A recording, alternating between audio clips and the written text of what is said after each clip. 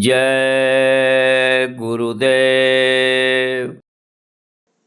लंबा मार्ग दूर घर,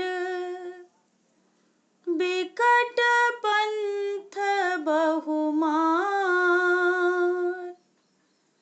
कहो संत क्यों पाइए, दुर्लभ हरि दीदार।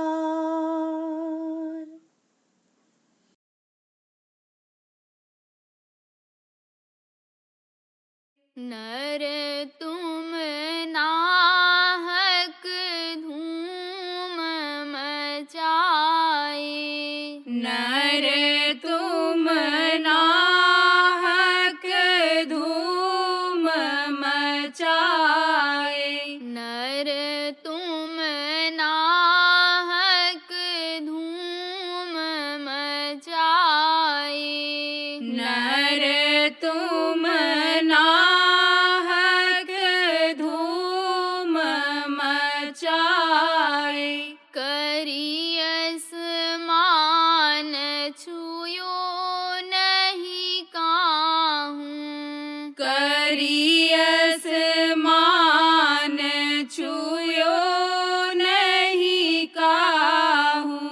पाती फूल चढ़ाए, पाती फूल चढ़ाए।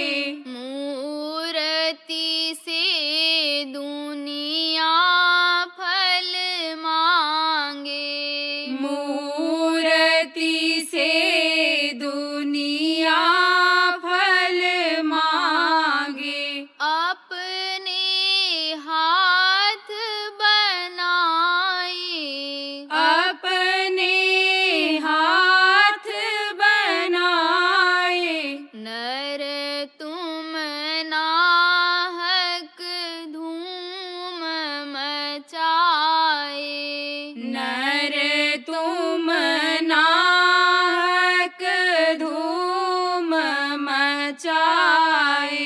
यह जग पूजे देव देहरा, यह जग पूजे देव देहरा।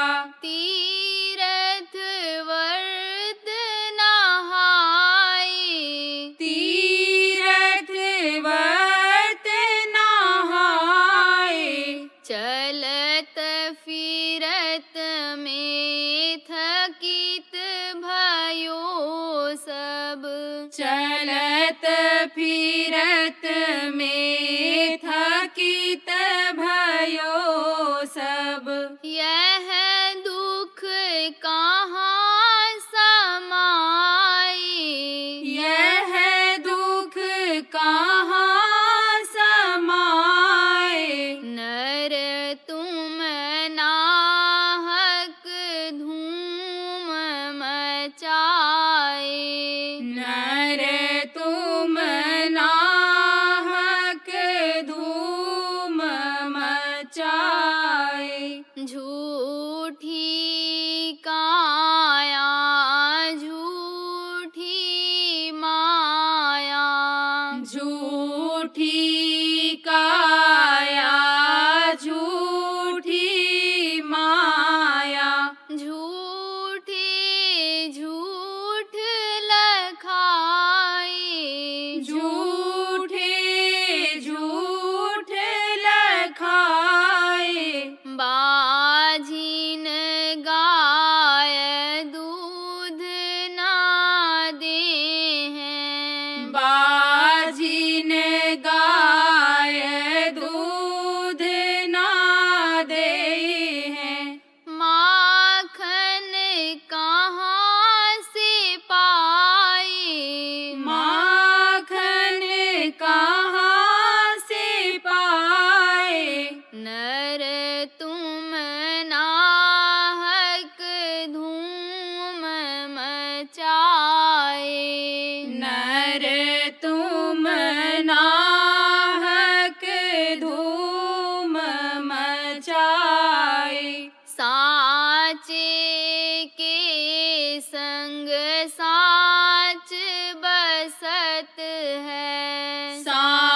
साचे के संग साच बसत है, झूठे मारी हटाए, झूठे मारी हटाए।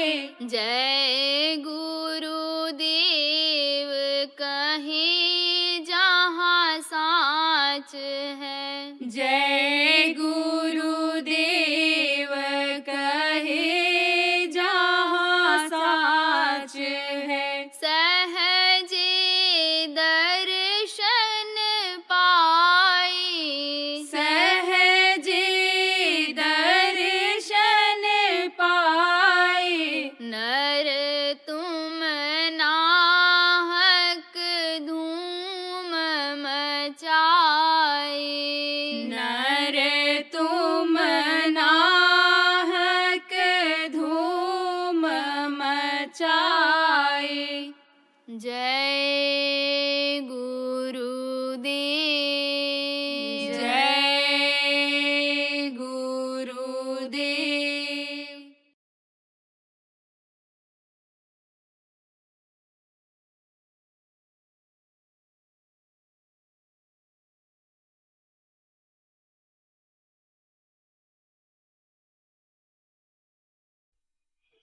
आज 29 अक्टूबर 2024 प्रातः सुमिरन ध्यान भजन का समय, आश्रम उज्जैन मध्य प्रदेश। आप लोग अपने शरीर की रक्षा के लिए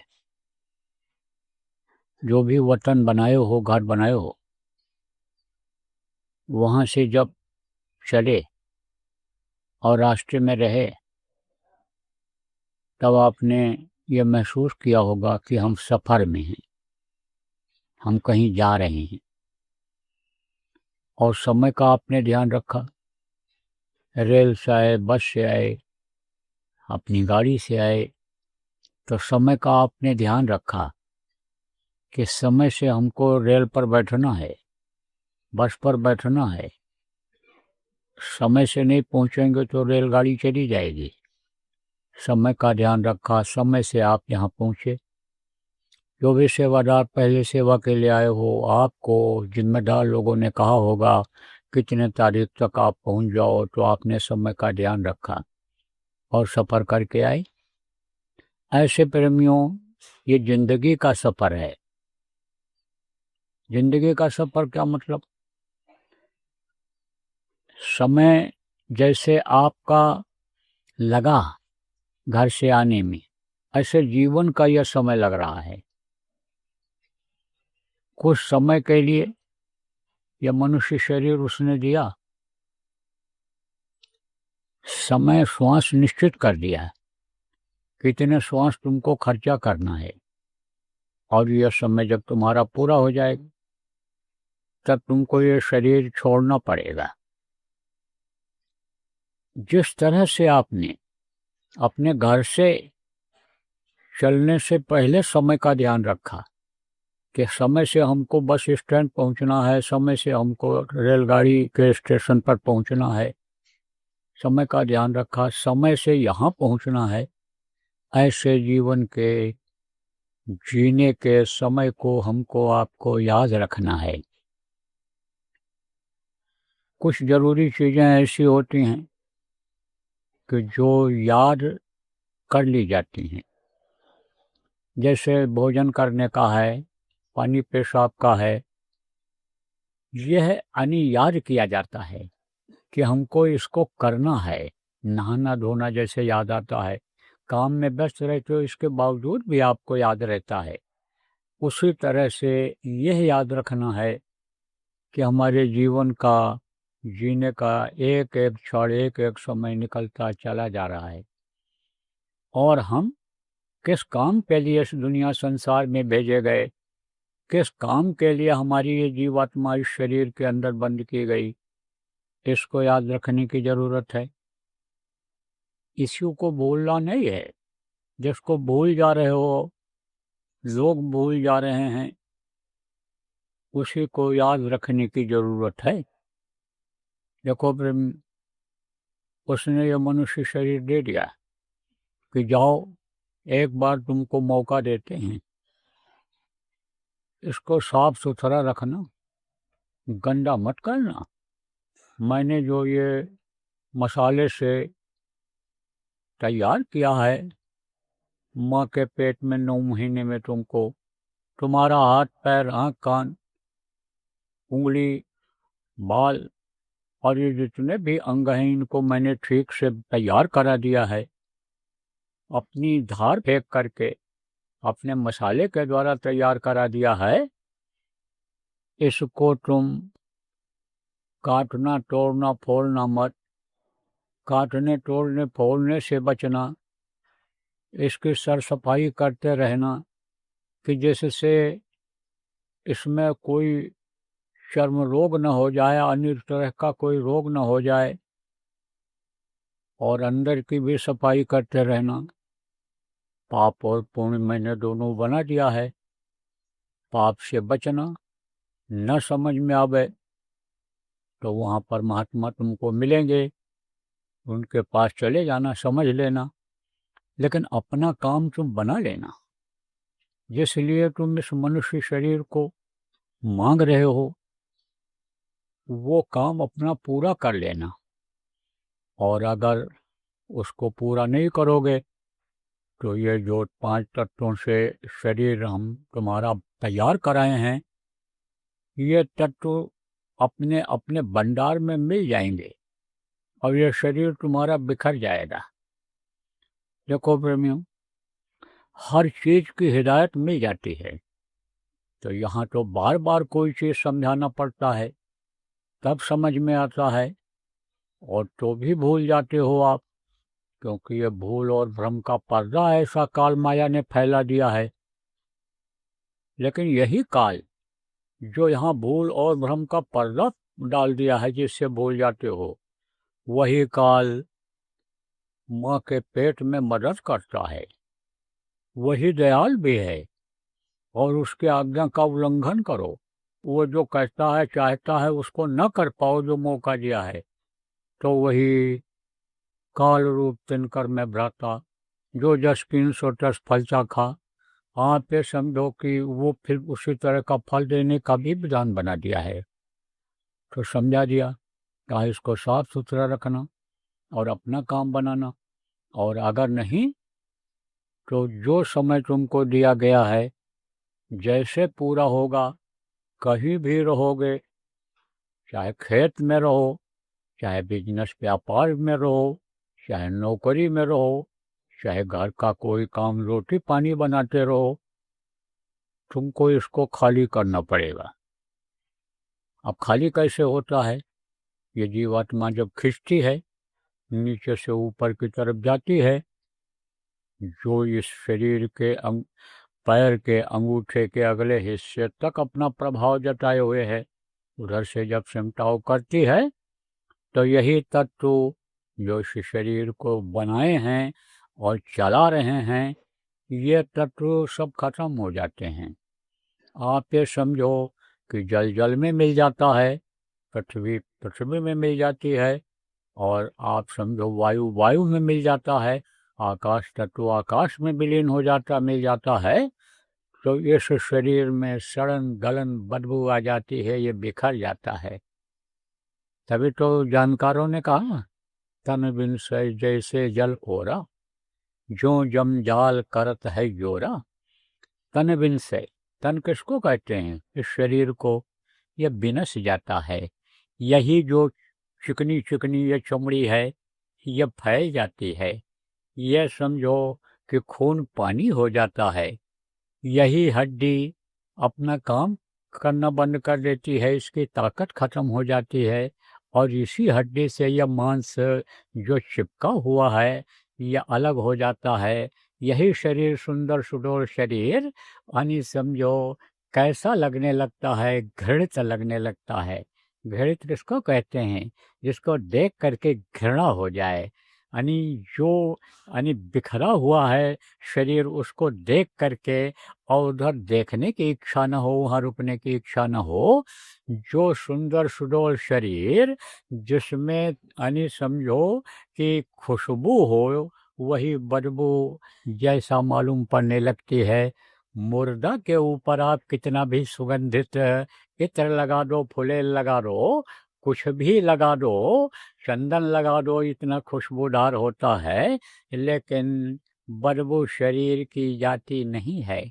तो तन बिन से जैसे जल ओरा, जैसे ऊपर से बरसात में ओला पत्थर गिरता है, ठोस रहता है, सुंदर रहता है, देखने में एकदम उज्जवल रहता है, लेकिन थोड़ी देर के बाद वो पिघल जाता है, अब पानी जैसा हो जाता है। तो ऐसे ही ये तन में पानी पानी ही हो जाएगा, ये बिखर जाएगा।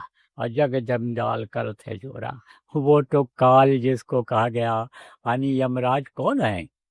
काल है, के एक तरह से नुमाइंदे हैं। वो तो इंतजार कर रहे हैं कि जैसे समय पूरा हो, हम इनको अपने पास बुलावें और इनके कर्मों का हिसाब करें। कौन सा कर्म? यही जो हाथ से, पैर से, आंख से आप करते हो, अच्छा और बुरा दोनों कर्म, इन दोनों का हिसाब होता है। बहुत अच्छे कर्म अगर होते हैं तब तो यमलोक में जाना ही नहीं पड़ता है, लेकिन अगर कर्म बुरे बन गए तो यमलोक की यात्रा करनी पड़ती है। अब यमलोक का रास्ता यहाँ से कितना लंबा है, कैसा है, यह आपको नहीं मालूम है। इन बाहरी आंखों से उसको नहीं देखा जा सकता है।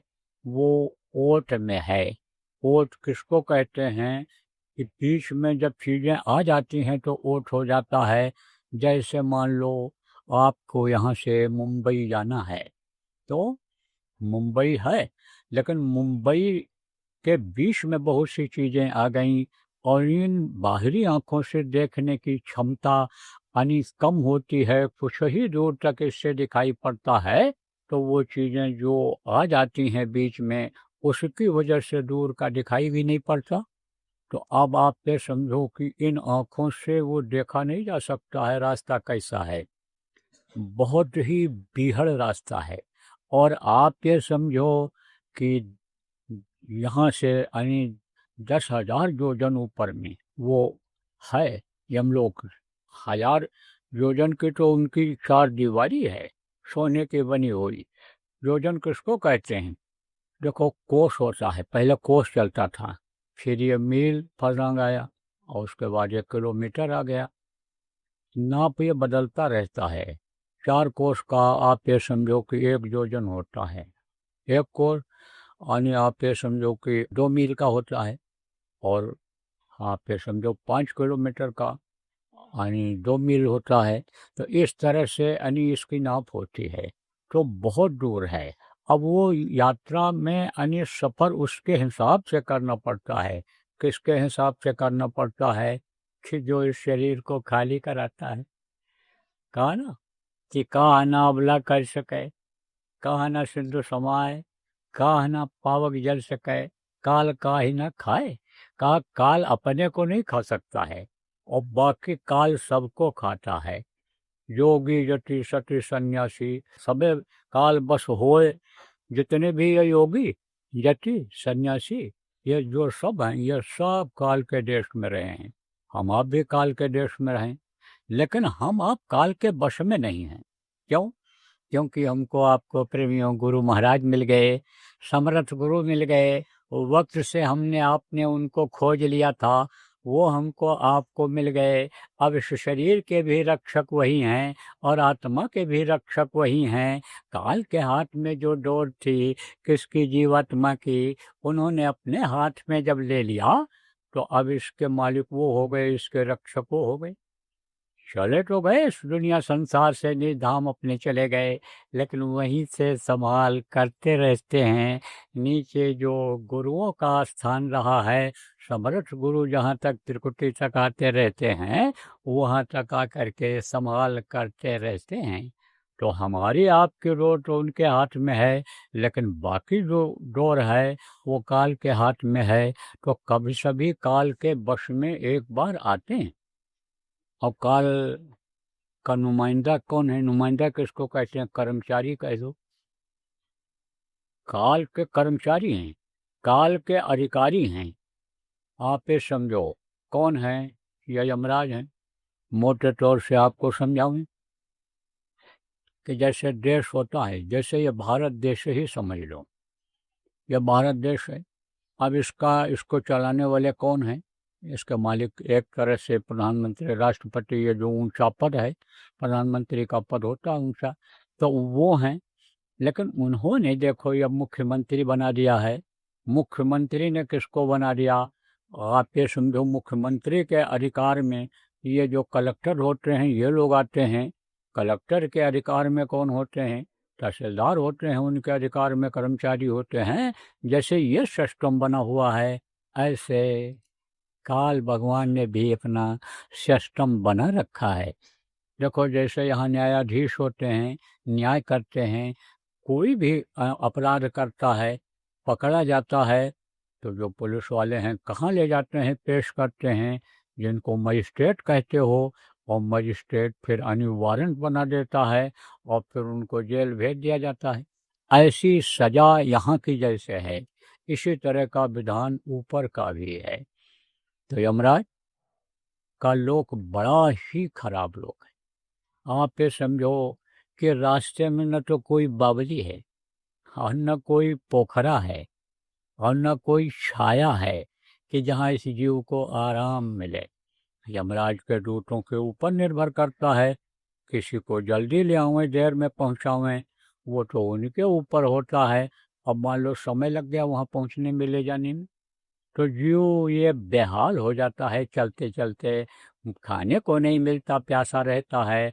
आप ये समझो कि जीव को कटे हुए पत्थरों पर से जाना रहता है। ओले पत्थर भी गिरने लगते हैं, कांटे रहते हैं। यमराज के सिंहासन तक पहुंचने का रास्ता बड़ा ही खराब रहता है। लोग तो यहाँ से सब अच्छे हैं। क्यों? क्योंकि वहाँ की रचना अलग है। जैसे यहाँ देखो कोई कोई देश ऐसे हैं जो बहुत साफ सुथरे हैं और प्रकृति ने उनको बहुत कुछ दे रखा है। अच्छे अच्छे पेड़ हैं, फूल हैं, अच्छी अच्छी चीज़ें हैं जो कुदरत जिसको कहते हो उन्होंने दे रखा है। और कुछ देश ऐसे हैं कि जहाँ पर वो चीज़ें उपलब्ध नहीं हैं। इसी तरह से ऊपर की रचना है। तो ये आप जहाँ रहते हो ये पिंडलोक है, इसके ऊपर में अंडलोक है। अंडलोक में भी आप ये समझो कि रचना है। रचना किसको कहते हैं? रचना इसी को कहते हैं कि जैसे ये पेड़ और पौधे हैं, जैसे ये पत्थर हैं, और ये अनाज है, गाय बैल भैंस, पशु पक्षी देखो यहाँ हर तरह के हैं। कुछ पक्षी ऐसे हैं देखने में अच्छे नहीं लगते, कुछ पक्षी बहुत अच्छे लगते हैं। कुछ जानवर देखो बहुत अच्छे होते हैं, कुछ यानी खराब होते हैं। जैसे यहाँ की रचना है ऐसे ऊपर की भी है। कुछ लोग देखो जहाँ ठंडा प्रदेश है वहाँ के लोग सुंदर होते हैं, कहीं कहीं लोगों की बनावट बहुत अच्छी होती है। और जो गर्म प्रदेश हैं वो देखो उनकी जो एक खाल है झुलस जाती है, तो शरीर काला पड़ जाता है। और बनावट में भी कहीं कहीं अंतर है। हैं तो मनुष्य ही, लेकिन बनावट में, देखने में फर्क हो जाता है। तो जैसे यहाँ की रचना इसे ऊपर के, तो अंडलोक में देवलोक भी आता है। अब आपको जैसे मैंने बताया कि कुछ बहुत यानी सक्षम जिनको कहते हो वहाँ के लोग हैं। जैसे अपने देश की ही बात करता हूँ, सुंदर सुडौल शरीर है, लंबे तिरंगे हैं, मेहनत करते हैं, अच्छी कमाई करते हैं, रहन सहन अच्छा है, घर अच्छा बना हुआ। और कहीं कहीं पर सुविधा साधन की कमी है, आलसी हैं, भोजन इस तरह का खाते हैं कि आलस शरीर में आ जाता है, तो वो आगे बढ़ नहीं पाते, तरक्की नहीं कर पाते हैं। इसी तरह से ऊपर में भी ऐसा है। तो देवलोक है, देवलोक बहुत सुंदर है और वहाँ की व्यवस्था भी अलग है। लेकिन ये जो यमलोक है, जहाँ सजा देने के लिए ही इन्हीं व्यवस्था बनाया है उन्होंने, जिनको काल भगवान ईश्वर कहा गया। आप समझो माताहत ये जीवात्मा हो गई। माताहत किसको कहते हैं? आधीन, अधिकार में, वो जो चाहें वो आप ये समझो जैसा चाहें करें। जैसे कोई बंदर को पकड़ लेता है, अब बंदर को जैसा चाहता है वैसा उससे करवाता है, नाच नचावे, गाना बजवावे, डमरू बजवावे, जो चाहे उससे करे। ऐसे सो मरकट सम यानी ये जीवात्मा फंस गई। ये किसके अधीन हो गई? जिनको लोगों ने ईश्वर कहा, जिनको खुदा कहा, जिनको लोगों ने भगवान कहा, यानी उनके अधीन हो गई। है किसके अंश? ये उस अनामी की अंश है, जिसका कोई नाम नहीं है, जिसका कोई लोक कथा नहीं है, जिसका कोई रूप नहीं है। आप ये समझो जो शब्द रूप में है ये उसकी अंश है, उसी के अंश है, उसी शब्द से ये जुड़ी हुई है और शब्द रूप में यह है। इसलिए जैसे मुंह से आवाज निकलती है, हम आवाज जो ये निकलती है सुनते हो आप, लेकिन इसको देख नहीं पाते हो। आवाज को देख नहीं पाते हो कि आवाज कहाँ से निकल रही है। जब आमने सामने पढ़ते हो तब आपको ये मालूम पड़ता है इनके मुंह से आवाज निकल रही है। रहो बीच में ही, लेकिन कौन बोल रहा है जब उसकी तरफ देखोगे, उसके मुंह को देखोगे, तब आवाज का पता चलेगा। ऐसे आवाज ही प्रभु है और आवाज ही से जुड़ी हुई ये आत्मा है। तो ये जो काल भगवान हैं, आप ये समझो इनके अधीन ये जीवात्मा हो गई। तो यानी काल भगवान ने ही ये सब इधर नीचे का निर्माण करा दिया है। अंडलोक, पिंडलोक, ब्रह्मांड, ये सब समझो की रचना जितनी ये है, ये त्रिलोक जो कहलाता है, स्वर्ग और वैकुंठ, आप समझो मृतलोक, ये जो त्रिलोक है, इससे परे जो लोक हैं यानी ब्रह्मलोक जिनको कहा गया है, इसकी सब रचना है अलग अलग। आप ये समझो कि इनके अन्य रहने वाले हैं, इनकी व्यवस्था है, तो उसी में अंडलोक में ही एकदम किनारे, जैसे शहर से बाहर जेल बनाते हैं, जेल खाना बनाते हैं, जेल की एक अलग व्यवस्था होती है, जेल का नियम होता है। जब घंटी बजेगी यानी आप ये समझो आवाज मान लो लगेगी या घंटी बजी, तो किस चीज़ की बजी? अगर अपने बैरिक से बाहर हो तो अंदर चले जाओ, समय से भोजन मिलेगा, समय से सब काम करना रहेगा। आप समझो वहाँ मेहनत भी करवाते, खेती भी करवाते, सब काम कराते हैं। उनकी एक अलग व्यवस्था है जेल की, और उनका एक अलग मालिक है। कौन मालिक है? जिसको जेलर कहते हैं, जिसको अधीक्षक कहते हैं जेल के, यही मालिक हैं उनके।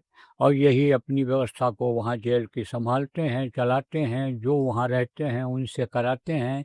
ऐसे ही आप ये समझो कि एक लोक ये अलग है, आप समझो उसी में है। किसमें है?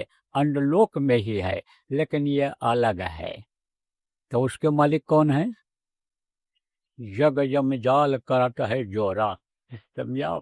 है तो ये काल के ही, आप ये समझो उन्हीं के नुमाइंदे हैं, उन्हीं के ये अधिकार में हैं। लेकिन ये अपने राज्य के अधिकारी हैं, यमलोक के अधिकारी हैं, वहाँ के समझ लो कि ये राजा हैं, पूरा पावर इनका चलता है। तो इनको किस लिए उसने बना दिया? जैसे जेलर को किस लिए पोस्ट किया जाता है, नौकरी उनको किस लिए दी जाती है कि इनको सजा दो, जेल में बंद करो। अब आप ये समझो कि वो रियायत कोई करते हैं? कोई नहीं रियायत करते। जेल का जेलर मालिक है, लेकिन उसमें भी वो जो कर्मचारी होते हैं वो कोई रियायत नहीं करते हैं।